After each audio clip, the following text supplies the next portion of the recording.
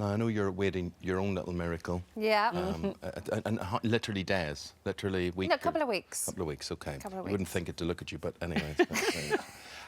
What the thing? Now, don't laugh. Don't. I've told you. Don't move. Don't move. Don't move. She's come out specially to do this for us today. And I think the fantastic thing about this show, we've talked about it. I was amazed that you were able to fit this in with your schedule.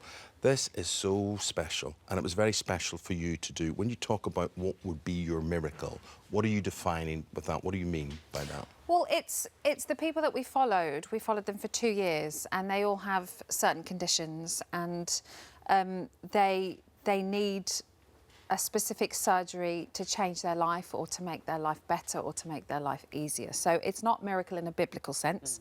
It is miracle as in this would be a miracle for me personally and medically because it would change my life and it would make my life much easier. And we as the viewers see that every step towards hopefully their miracle, what they dream about. Absolutely. So we met them. We first started 2 years ago and we met them pre-op and we sat down and we had a chat with everybody. Then they go through their operation. Then obviously there's rehabilitation, which Eamonn will know lots about at the minute.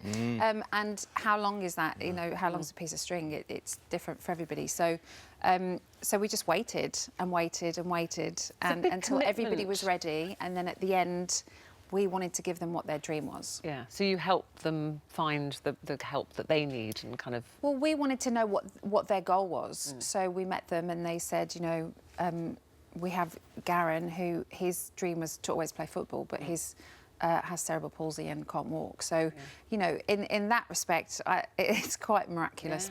You know, I think when... It's very emotional watching that, whether you have children or not. But when you got your own children and you're pregnant with your third, I mean, it must have been tough for you to... It was. At that point, I wasn't pregnant. So, but even pregnancy hormones aside, I was an absolute wreck because you do automatically go, what if it were me? What if it were my child? How would I feel? How would I deal with it? How would I cope? And the answer for me was, I don't know and I don't think I could. But his parents are just absolutely incredible. And they're inspirational, they're remarkable, they kind of put everything into perspective from your own point of view. You realise how lucky you are. And it was just... And Garen being a young boy, you know, we can understand how that would change the rest of his life. But also there's a lady called Andrea, which you don't have to go into too much detail with, but Andrea's 54. Yeah. And she's never been able to hear.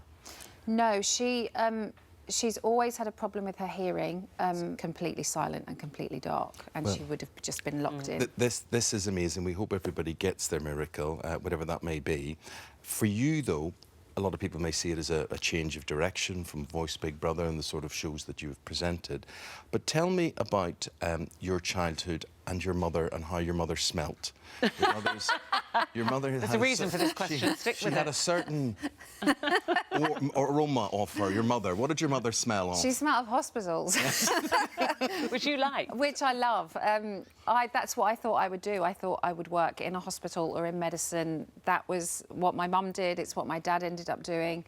And I've kind of been around hospitals my whole life. So she would come home from work and she would just smell of hospitals. And I still like the smell. And you seriously had determined you were going to go and work in a hospital? Yeah, absolutely. That's always what... It's just what I wanted to do. And if you hadn't have been so good-looking, that would have happened. Stop it. But that's what happened, wasn't it? The charmer. You were spotted. No, you were spotted. I was spotted, yeah. And the career path that I've gone down couldn't have been further from what I thought I would have done. So when this came along, I'd wanted to do a documentary for a while, to do something totally different. And when it was to do with medicine and operations, then...